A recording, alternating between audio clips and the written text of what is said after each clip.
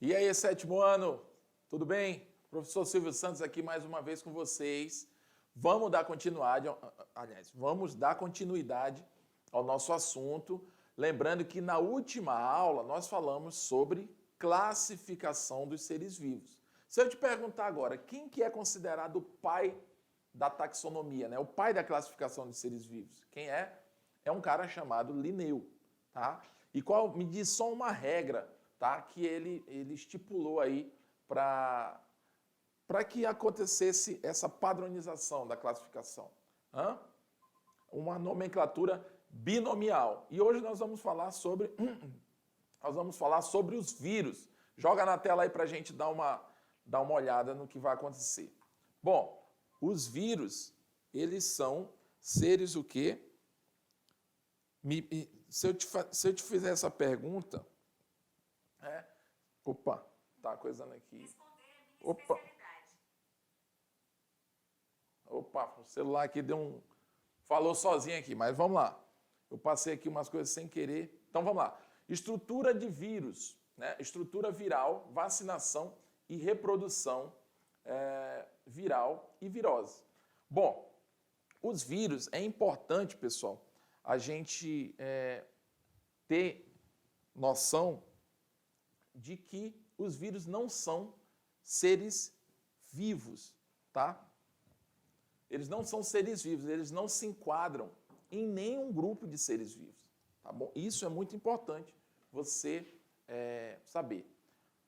Como assim, professor? Nós temos 5 reinos, tá? Nós temos o reino Monera, o reino Protista, o reino Fungi, o reino Plant, né, que é das plantas, que é o Plantae, e o reino Animalia. Beleza. Nós temos esses 5 reinos. Se eu te perguntar em qual desses reinos o vírus se encontra, você precisa saber que o vírus não se encontra em nenhum desses reinos. Por quê? Porque o vírus não é considerado um ser vivo, tá bom? Existem controvérsias, existem grupos científicos que dizem que o vírus é um ser vivo. E existem grupos científicos que dizem que o vírus não é um ser vivo, tá bom? Vocês vão entender um pouco melhor o que eu estou querendo dizer durante a aula, tá? Mas, logo de cara, eu falo para vocês que a gente trabalha com essa opção do vírus não ser um ser vivo, porque a gente vai estar apontando determinadas características que permitem com que a gente chegue a essa conclusão, tá? Então, joga na tela, vamos lá mais uma vez. Então, nós vamos falar sobre estrutura viral, vacinação, reprodução viral e viroses, tá? Então, aqui já começa de cara nessa tela, a gente tem alguns exemplos. Nós temos alguns exemplos de formatos aí de vírus, né? E esses bichinhos, eles estão aqui, não é à toa, pessoal. São formatos de vírus. Não existe um vírus, só um tipo de vírus. Existem vários tipos de vírus, assim como existem vários tipos de bactérias, tá bom? Então, a gente vai dar uma estudada neles. E o fato deles não serem seres vivos não quer dizer que eles não tenham material genético, tá bom? E eles conseguem, sim, de alguma forma, passar essas características genéticas para frente, tá? A gente vai estar vendo isso agora. Então, vamos lá. O que são vírus? Vírus são partículas infecciosas, tá? O que é um vírus? Ele é um parasita intracelular obrigatório. Isso aqui é muito importante a gente entender o porquê obrigatório, né? E intracelular. Quando eu digo que ele é intracelular, eu digo que ele está dentro de uma célula, tá? Se eu digo que é obrigatório, eu digo que ele precisa estar dentro de uma célula.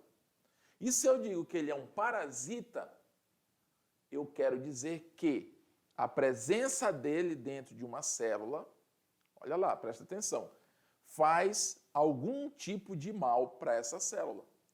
Por quê, professor? Porque uma interação parasita, ela se caracteriza como a interação entre 2 indivíduos, onde um se dá mal. Isso é parasitismo, tá bom?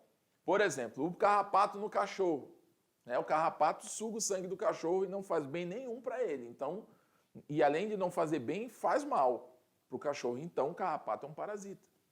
Então, o vírus ele é um parasita intracelular. Por quê? Porque ele parasita a célula internamente e obrigatório. Por que ele é obrigatório? Porque para ele conseguir se desenvolver, ele precisa obrigatoriamente estar dentro de uma célula, tá bom?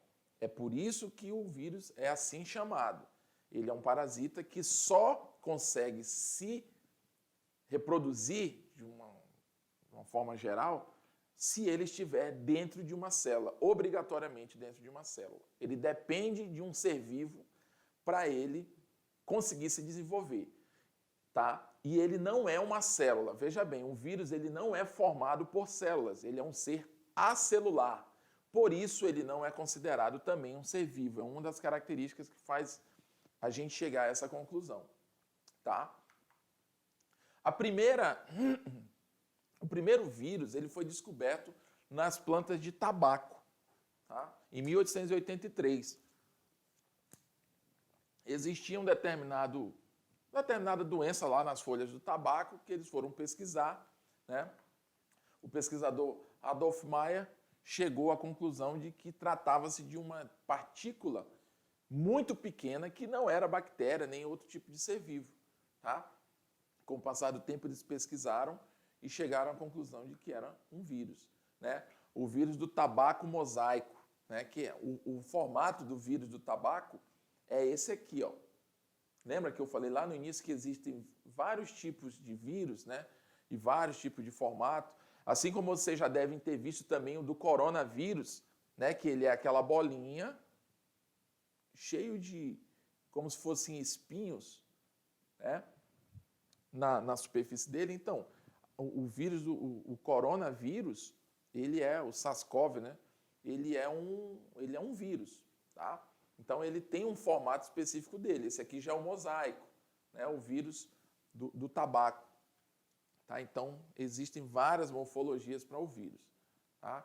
E esses vírus só podem ser vistos em microscopia eletrônica. Microscópio eletrônico. Tá? Não é qualquer microscópio que consegue enxergar um vírus, não, tá, pessoal? Esse microscópio aqui, por exemplo, ele está aqui só para ilustração, mas esse microscópio é um microscópio óptico, né? Na verdade, isso aqui é até uma lupa, isso não é nem um microscópio, tá bom?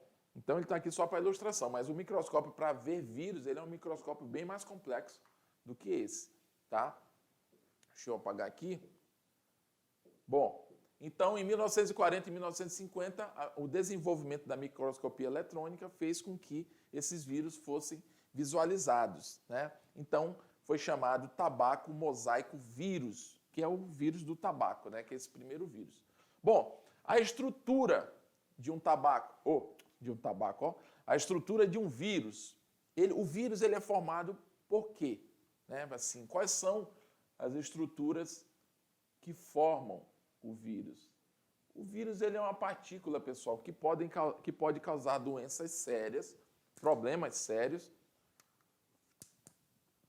mas, estruturalmente falando, ele é um indivíduo, né? Ele é uma partícula muito simples. Ele é formado basicamente pelo capsídeo, que é uma capa proteica, né? Proteica quer dizer que é feita de proteína, tá, pessoal? É uma capa proteica, né? E o material genético dentro dele. Esse material genético pode ser DNA ou RNA. Então, nós temos aí um vírus. Olha que interessante.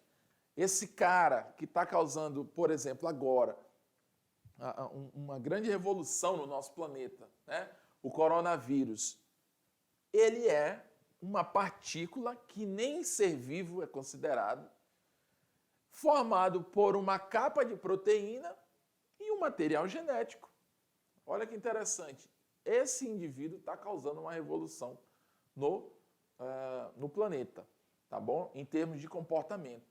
Agora, a genética de um vírus para o outro varia muito. Existem genéticas que têm genes que permitem uma virulência, uma patologia mais séria. O que é patologia? Uma doença. Tá? Existem vírus que têm uma genética que possuem genes que promovem uma doença mais tranquila, mais passageira. Existem aqueles vírus que promovem doenças que causam, aliás, que ficam a vida toda, tá bom? Então, o vírus, ele é um indivíduo simples, porém não menos importante. É muito importante a gente ter cuidado com os vírus, evitar determinadas infecções, porque eles podem causar doenças sérias, tá? Então, basicamente, o vírus é composto por proteína e material genético. Essa capa proteica é chamada de capsídeo e o material genético pode ser o quê? DNA ou RNA. Quando ele é de DNA, é chamado adenovírus. Quando ele é de RNA, ele é chamado de retrovírus, tá? Então, essa é a estrutura dos vírus, né, que eu já tinha até escrito. Bom, alguns vírus, ao penetrarem na célula hospedeira, são envolvidos por uma parte da membrana plasmática, formando uma espécie de envelope. Como assim, professor? Aqui, ó. Por exemplo, aqui eu tenho uma célula, né? Aí aqui existe um vírus. Essa célula vai tentar engolir esse vírus. É uma célula de defesa. O que ela vai fazer? Ela vai fazer isso aqui, ó. Ela, tipo, tenta, como é que eu vou dizer? Fagocitar esse vírus. Quando ela vai engolir esse vírus, ele entra, ele passa do espaço de fora para o espaço de dentro da célula, mas ele adquire uma espécie de envelope, né, que vai envolver o capsídeo e o material genético. Essa estrutura a gente chama de envelope, que são os vírus envelopados. E esses vírus, geralmente, eles são vírus que têm uma resistência maior a determinadas situações, ou seja, eles são vírus mais virulentos. O que é uma partícula virulenta, pessoal? A virulência é a capacidade de um indivíduo de causar doenças, tá? Então, o envelope ele pode tornar o vírus mais virulento, tá bom? Então, aqui, ó, o que eu falei ainda há pouco do coronavírus, né? Eu falei o quê? Que a gente conhece o coronavírus com uma imagem muito parecida a essa. Isso aqui é um vírus. E o que são esses espinhos, né? Essas estruturas da membrana? Essas estruturas do vírus, lembrando que o DNA está aqui dentro, tá? O DNA, o RNA, está lá dentro. Essas proteínas na membrana, que são esses bracinhos, né, esses espinhos, são essas estruturas que vão se ligar às células, tentando invadir, né, essas células. Elas é que vão agarrar as células e tentar invadir essa célula, tá bom? Então, basicamente o que você vê aí são proteínas, né? E dentro é o RNA e DNA. Bom, informação importante sobre os vírus. Ele não é considerado um ser vivo, né? Por quê? Porque os vírus não, por que os vírus não são considerados um ser vivo? Porque eles são acelulares, eles não possuem metabolismo, ou seja, eles não funcionam sozinhos, né? Eles são parasitas intracelulares obrigatórios. Isso aí eu já falei, né? Então, com relação à vacinação, o que a gente tem para falar dentro desse assunto de vírus? Bom, a vacinação ela vai fazer o quê? Induzir anticorpos, né, específicos, prevenir a reincidência de doenças. Ela é uma arma muito importante para a saúde pública, né, e tem o próprio agente causador da doença como matéria-prima. Como assim? A vacina nada mais é do que o próprio agente infeccioso, de uma forma suavizada em laboratório. Eles retiram genes que são capazes de causar a doença grave, e eles injetam a vacina, eles estão injetando aquele agente causador da doença, né? No caso o vírus, né? Eles estão injetando o vírus na gente para quê? Para fazer com que o nosso sistema imunológico crie uma determinada defesa contra aquele agente, entendeu? E assim, depois que ele cria essa defesa, ele vai toda vez que aquele vírus tentar entrar em contato, ele já vai ter uma defesa pronta. Então, é assim que funciona a doença. Então, a gente tem a reprodução viral. A reprodução viral, a gente tem um ciclo chamado lisogênico e ciclo lítico, tá? A gente tem aqui o bacteriófago, que é um tipo de vírus que infecta a bactéria. O que ele vai fazer? Ele vai, é um vírus, ele vai infectar uma bactéria chamada Escherichia coli, tá? O que ele vai fazer? Ele vai injetar o DNA viral dele, né? Esse DNA vai seguir dois caminhos. Ou ele pode seguir um ciclo chamado lisogênico ou um ciclo chamado lítico. Basicamente, no ciclo lisogênico, ele vai se reproduzir e mantém a célula viva, ele vai, usar a maquinária da célula e mantém ela viva reproduzindo outras células com o DNA dele, né? Que isso é o que interessa ao vírus. É esse que é o mecanismo mais esperto do vírus. No ciclo lítico, ele vai com tanta sede ao pote, ele se reproduz tanto dentro dessa célula que essa célula morre, ela estoura, né? E esses vírions, que são os filhotes, digamos assim, de vírus, essas partículas, né? Esses vírions caem na corrente sanguínea e vão infectar outras células, né? Também são formas perigosas, porque eles vão destruindo tecidos, tá bom? Então, o ciclo lítico, como eu falei, ele é o ciclo, que a replicação é demasiada e a membrana plasmática se rompe, fazendo com que a célula morra, né? Esse é o ciclo lítico. O ciclo lisogênico, o vírus ele infecta a célula, mas não altera o metabolismo dela e fica usando essa célula a favor dele. Então, ele não mata a célula, tá? Por isso, nesse caso, a célula continua viva, tá bom?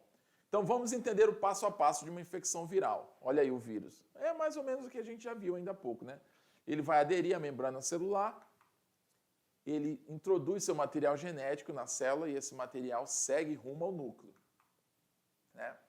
Depois que ele reproduz esses vírus, né, ele se espalha na corrente sanguínea ou fica dentro da célula monitorando o metabolismo da mesma. Ou seja, se ele cai na corrente sanguínea é o ciclo lítico, se ele não cai é o ciclo lisogênico. Tá bom? E aqui a gente tem o nosso famoso Covid-19, que eu achei bacana colocar aqui para você. Hoje em dia a gente já sabe muito sobre essa doença, né? Apesar de não se saber muita coisa de uma forma geral, mas a gente já sabe lidar, né, com ela de uma forma mais acostumada, digamos assim. Mas por que ele tem esse nome? Covid-19, né? Essa partícula verdinha, né? Ele vem de corona, que é a família desse vírus.